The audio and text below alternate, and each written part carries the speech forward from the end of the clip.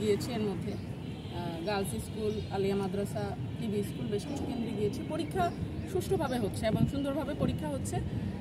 যে নিয়মগুলো আমরা পরীক্ষার আগের দিন আমরা বলেছি যে নিয়মগুলো মানতে হবে, কেন্দ্রের ভিতরে কেউ ঢুকতে পারবে না, কেউ মোবাইল ফোন নিয়ে আসবে না এবং পরীক্ষা সুষ্ঠুভাবে হবে, সেগুলো খুব সুন্দরভাবে হচ্ছে। আর পরীক্ষার দুই একটা কেন্দ্রে দুই একজন কেন্দ্র সচিবের রুমে বসেছিল, সেগুলোর বিষয়ে আমরা ব্যবস্থা নিচ্ছি। আর ম্যাডাম, এই যে আমাদের লোকাল যে কেন্দ্রগুলো আছে যেমন দক্ষিণ এশিয়া, দোলারহাট, বিভিন্ন জায়গায় ওই কেন্দ্রগুলোর পরিস্থিতি আসলে ওই কেন্দ্রগুলোতে আমাদের টোটাল তো 12টা ভেন্যু। এই 12টা ভেন্যুতে আমাদের 3 স্তরের অফিসার আছে। প্রথম হচ্ছে ট্যাগ অফিসার, তারপর ভিজিলেন্স টিম, তারপর এক্সিকিউটিভ ম্যাজিস্ট্রেট টিম।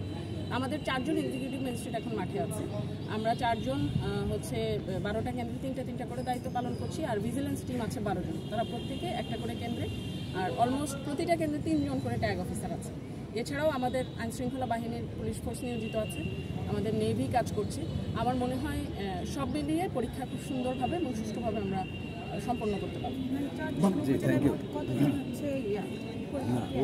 6278